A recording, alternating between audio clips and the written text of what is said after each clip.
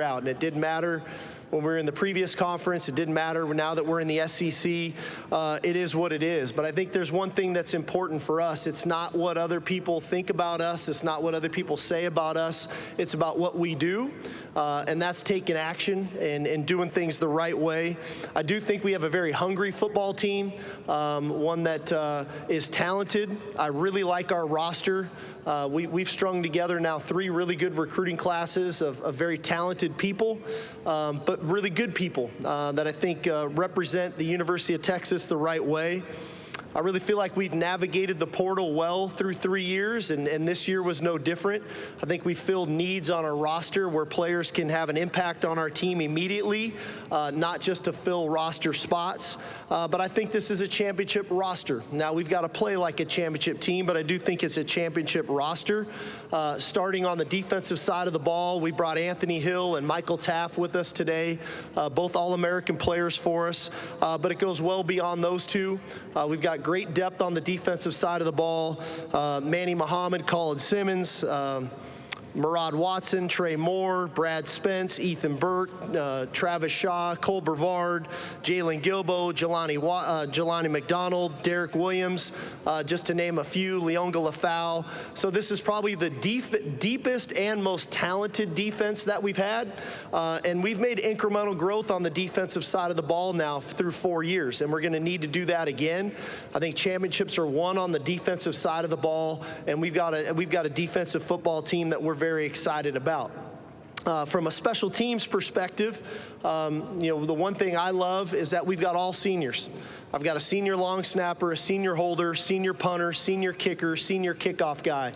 And so the experiences that they've had and what they've been through, I think is going to serve us well as the season goes on. So we're excited about that unit. And then obviously offensively is probably where we've had the most turnover. We've got a new quarterback, Arch Manning, if you didn't know. He's replacing Quinn, who had a great 3 years for us, but we're replacing a lot of offensive linemen. We're replacing receivers, tight ends, but that unit is really good. We're returning the leading rusher in the SEC in Trey Wisner, which some of you probably don't even know that, but bring that to your attention. We get Cedric Baxter back with the addition of Jarrett Gibson, who played a ton as a true freshman for us, along with Christian Clark in that room. The receiving core is one we're really excited about. We've had receivers drafted in the first round in the last 2 years draft, but this group is really good. DeAndre Moore is kind of the leader of that group, who played a ton for us last year in the slot. Ryan Wingo was a true freshman last year, who probably in a lot of other schools probably had more opportunities, but when you had the room we had, he was very efficient, had a bunch of catches in critical moments for us. We're excited about him. We brought in Emmett Mosley, a transfer from Stanford, who had 50 catches there as a true freshman at Stanford, who we're excited about, to go along with a really good recruiting class and a group of young guys, Parker Livingstone leading that charge of younger players in that room. And then at tight end, we lost a really good player in Gunnar Helm. We brought in Jack Endries from Cal, who was a great player there, with an uptick of young players, Jordan Washington, Spencer Shannon, to go along with Amari Winston and Nick Townsend. We're excited about that group. And on the offensive line, we're replacing 4 starters. DJ Campbell being the one coming back, but Cole Hudson's played a ton of football for us. We found out a lot about Trevor Gooseby last year. He played in some big-time games against some big-time fronts. We're excited about him. But the beauty of when you have that group the way that we had it for the last few years, we had a chance to develop offensive linemen. And that's one thing that you really love to do, is develop those players throughout their time and not throw them into the fire. So we're really excited about that group and what they can do. Now, their continuity and the quicker they can gel and grow together is going to be critical. From a staff perspective, I think one of the keys for us is staff continuity. We've had turnover at position coaches, but we've had the same offensive coordinator, the same defensive coordinator, same special teams coordinator, and same head coach now for 5 straight years, which I think has been big for us. because we know our schedule is going to be really challenging. We've got road games at Ohio State, at Georgia, at Florida, at Kentucky, which are all going to be very difficult environments to play in, not to mention playing in the Red River rivalry in Dallas every year against Oklahoma, and then playing at home against a couple traditional rivals again with Arkansas and A&M. So we'll be the most traveled team in the SEC this year, which is a great challenge for us. We're looking forward to it. But at the end of the day, I talked about the popularity of our sport. I think the popularity of the Texas Longhorns is at an all-time high as well. And so I appreciate our fans and their support. We averaged over 8 million viewers a game last year on TV. We averaged over 102,000 people in attendance at DKR last year, which was 5th in the country. Our season tickets were sold out in May for the 4th straight year. And so the environment at DKR has changed if you haven't been back in a while. It's an electric atmosphere. Love our fans and the support that they give us for that. But I think the key for us this fall is we got to go enjoy this journey. We need to be present. We need to be present in the moment, enjoy the journey, and then ultimately finish the mission. Right? We've been close. We've been there. We've been knocking on the door the last 2 years. But to go do that, we need to take it one step at a time as we embark on the summit that we're looking for. And that's going to take great discipline. It's going to take great commitment. It's going to take great toughness, mental and physical toughness that's needed. And it's going to take accountability for our actions and doing our job. And so I think we've got the culture in place to do that. We've got the connectivity on our roster. These guys have grown up together. I was thinking about Arch and Ant today. These guys don't know any different in college than playing for a conference championship and being in the college football playoff. That's what their experience in college has been so far. So it's going to take the resiliency, the confidence, and the belief, and it's going to take being at our best when our best is needed. And that's going to be late into December and into January if we want to accomplish the things that we think we're capable of accomplishing. So looking forward to it. Again, appreciate all that you do in supporting college football. And with that, we'll open it up. Coach, thank you for your comments. If you have a question, raise your hand. We'll get a microphone to you. So we're going to start right here in front of me, about 4 rows back. Coach, Ryan Shapiro, Texas Sport Network. Hope you're doing well today. I just want to ask, over the last couple of seasons, the red zone offense has faltered a little bit in late game situations, in big moments too. I just want to ask if the red zone offense being better would help push you guys over the hump to get you into that national championship game. That was a good start, man. Come on, get with jabs right there, right off the rip. Yeah, I mean, clearly, you know, the last 2 years we've had the ball inside the 10-yard line to score to either play for a national championship or tie a game to go play for a national title. So huge point of emphasis of ours. Every year as a staff, you look for areas of improvement of where you can improve your team. And as a coaching staff, that's clearly been an area for us where we want to improve and need to improve. I think that our staff has put forth the effort to do that. I think our players recognize that. You know, hopefully that we're good. Like I said, we need to be at our best when our best is needed. And those are 2 critical moments of the last 2 years where we needed our best and we just weren't quite at our best as coaches and or players. And so big point of emphasis of ours. Hopefully next year you ask me a different question. You say, since you got that resolved, what are you working on this year? Coach, we're going to stay over on the left-hand side. Hi, Coach. Travis Brown, KVTX. With the new enforcement arm, the CSC, how confident are you that if a enforcement is laid down on a team that they will do what's best for college football as a whole and not work in their own self-interest? Honestly, I have no idea. I don't know. We're in such the beginning stages of this thing. I think that everybody is operating differently. Everybody's trying to navigate this differently, and what are exactly the rules, and are they going to be enforced? Nobody really knows. One thing about me, I tend not to get into the hypotheticals of what might be. I tend not to worry about what might happen down the road. I try to keep my focus on what we're doing, and my focus is on our team. And that's, you know, the more time I spend on those things outside of our team, then I'm doing a disservice to our players and to our team. So I'm going to let the powers that be figure that out. My job is to be the best head coach I can be for the University of Texas. Coach, we're going to stay in front of me, second row. Kirk. Kirk Bowles from the Houston Chronicle. I was curious about the linebacker position, how strong you feel like it is, and I don't know if you move Colin around from edge rusher to linebacker. Yeah. No, great question. You know, our linebacking room, what we've tried to do in that room, and we'll see if it all plays out, we tried to make it a really versatile room. And we know about the versatility of Anthony Hill, his ability to play off the ball and off the edge. Leon Galafau is a steadfast player for us there. We love the development of Anthony Smith and how far he's come, and excited about him. And we love the addition of Bo Barnes and the physicality that he brings and the speed factor that he brings and the size. But we also moved Trey Moore to linebacker, and we brought in Brad Spence, two guys that both play off the edge and play off the ball linebacker. And if you really look at the body type of a Colin Simmons, he really can do those same types of things. And so we're trying to create a room where we can give multiple looks but still stay true to who we are. But you got to have the players to do that. And I think that we've recruited that room that way. And I think PK has done a great job of evolving the defense with Coach Nansen to allow our players to utilize their versatility to make it difficult on our opponents. Coach, we're going to go over to the right-hand side section. Hey, Coach. Hamilton Culpepper with Bulldog Illustrated and The Hammy Show.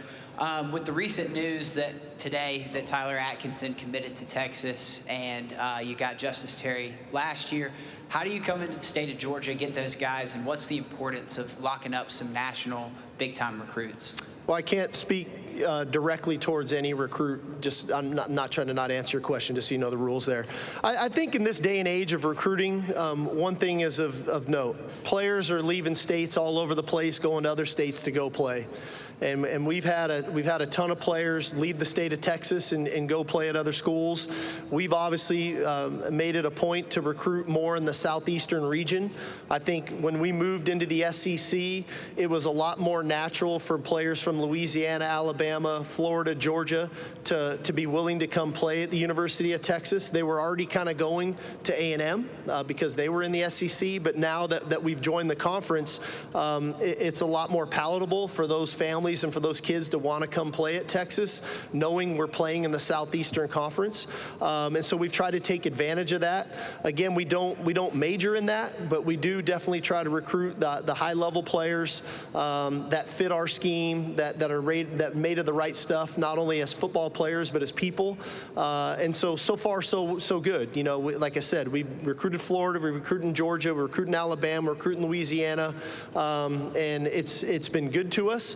But at the same token, we're still recruiting the state of Texas. We got a lot of great players in our own state as well. So, but again, I think we've got a good product, and the product is what we've been putting on the field and in the classroom, and the success we've had as a team, success our players have had in the classroom, and then the success that our players have had getting drafted in the NFL. And I think all those things adding up are, you know, we're an attractive school for players to want to come take a look at. And then if we can start to develop the relationships the right way and start to weed out some of those that are just there to take the trip and really hone in on the ones that we think fit us, then we try to take advantage of it. Coach, we're going to go straight in front of me, second row. Cedric. Hey, Steve. Cedric Golden, Austin American-Statesman. Arch Manning carries himself like he's 30 years old. How will that maturity benefit him as he takes on this challenge of being the starter? Well, I think he learned a lot over time, right? And so for Arch, he grew up in this era of seeing high-level football. He's watched Super Bowls. He's watched gold jackets getting put on. He's been to playoff games. He's been recruited at the highest level as the #1 player in the country. He watched Quinn navigate through, you know, the ups and downs of being a starting quarterback at the University of Texas. And I think the one thing that you find out about Arch is, one, he's got a very even keel about him.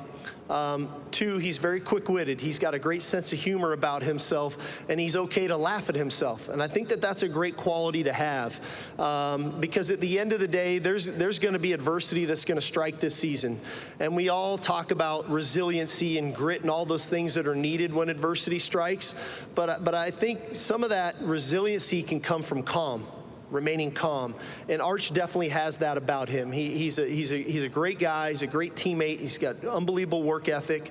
And I think if he stays true to himself, that's going to help him navigate these waters as they present themselves. And we've got to do a great job of supporting him, around him, as coaches, as players. And ultimately, I think he's prepared for the moment.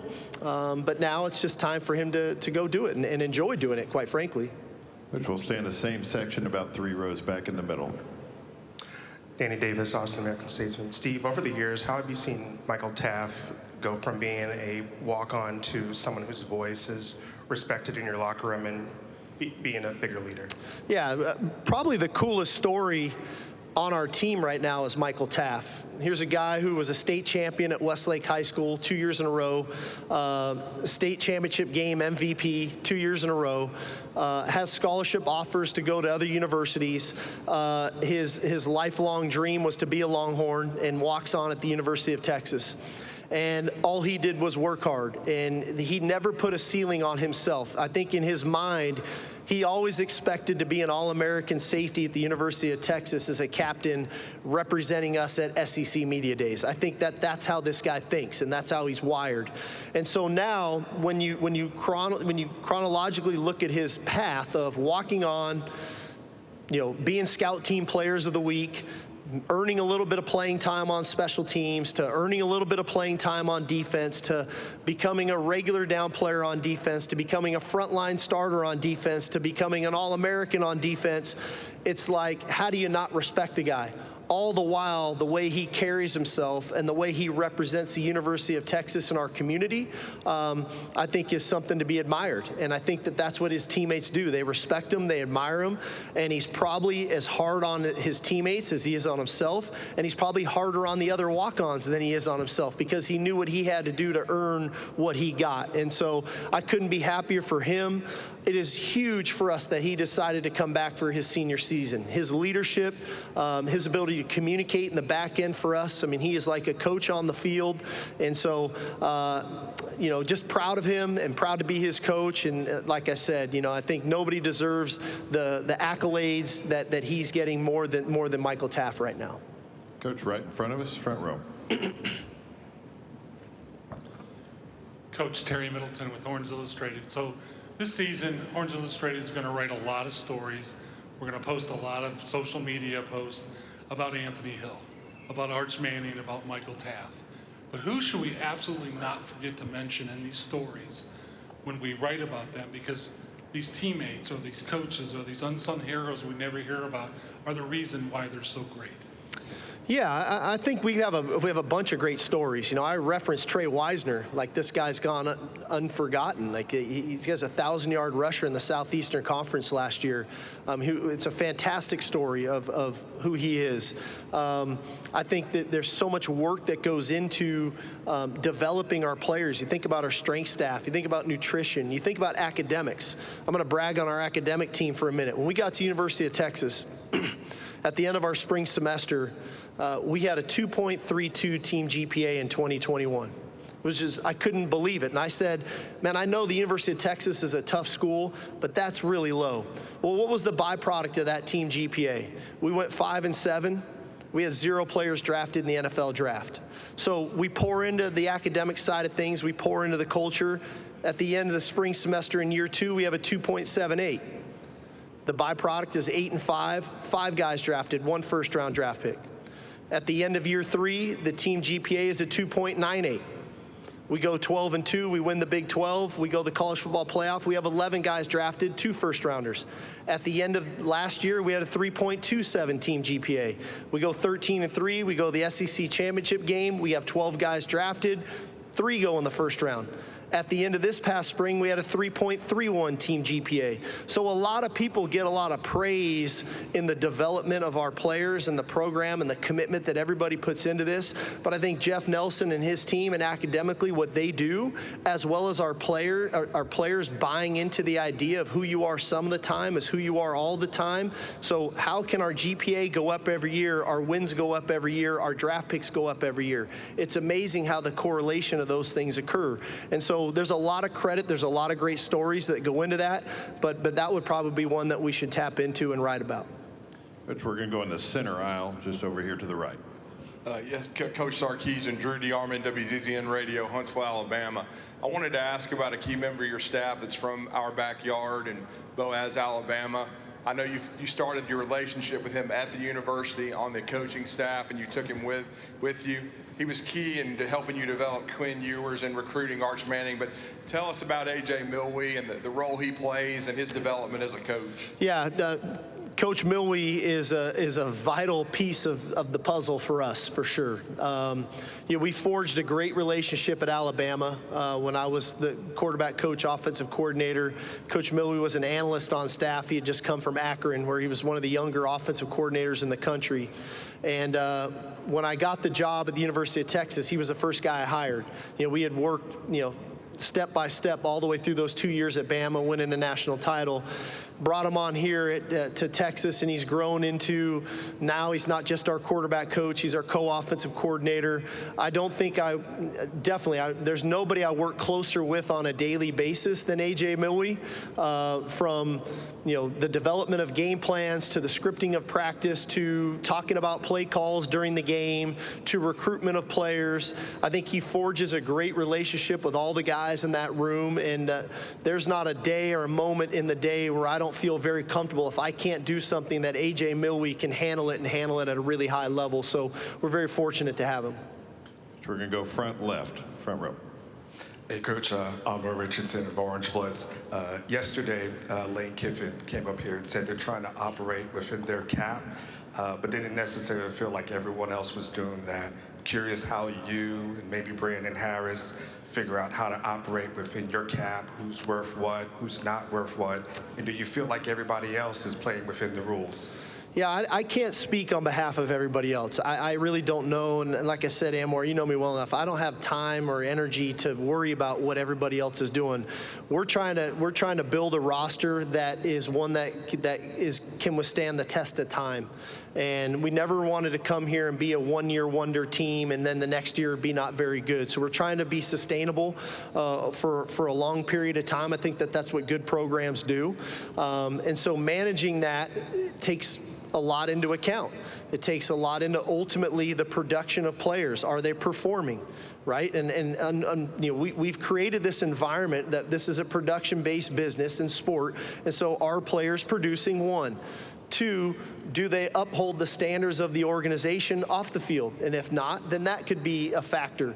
Three, we got to retain those players, because as much as we've built a really good roster, I promise you other schools are trying to hire our players off of our roster to get them to transfer. And our players are very transparent with me about that.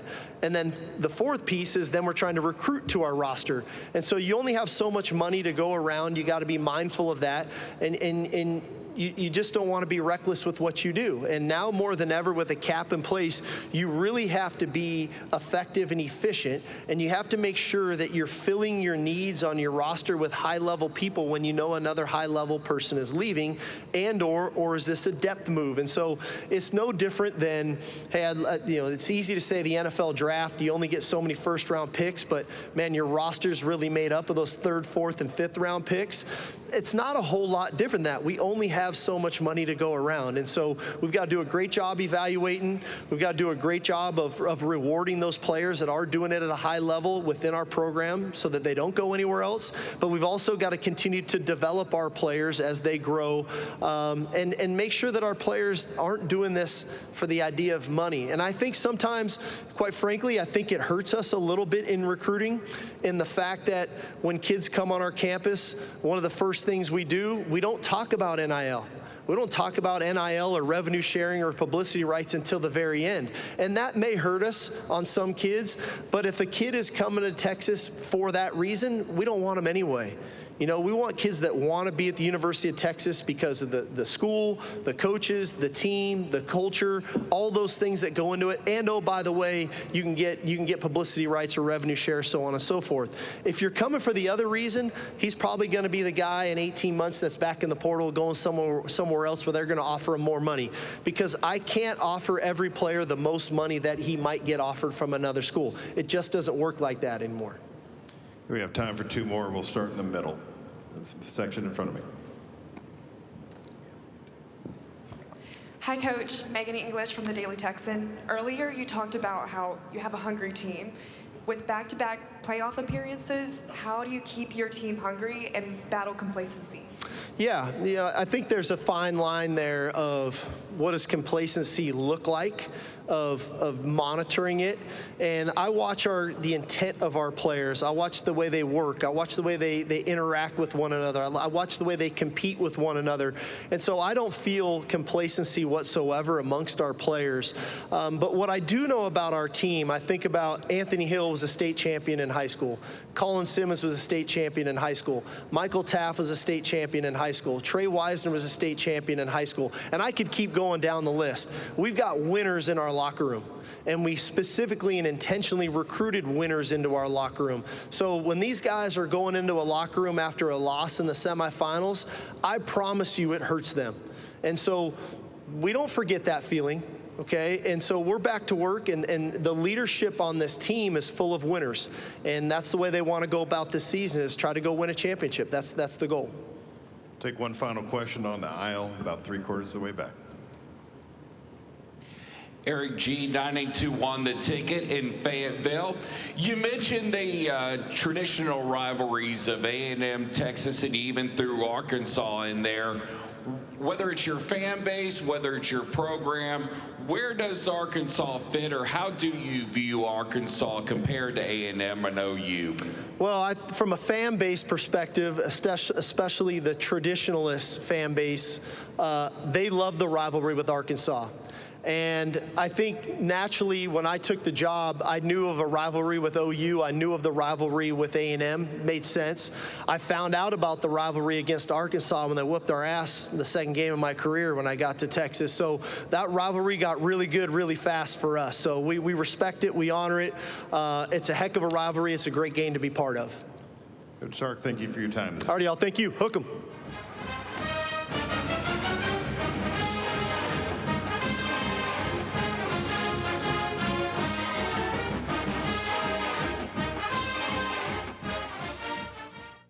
Texas players will be in the room shortly, beginning at 4 o'clock. Anthony Hill Jr. will be to your left in the front of the room at position 1. Arch Manning will be at position 2 to your right in the front of the room. And Michael Taffy will be in the back of the room at position 3.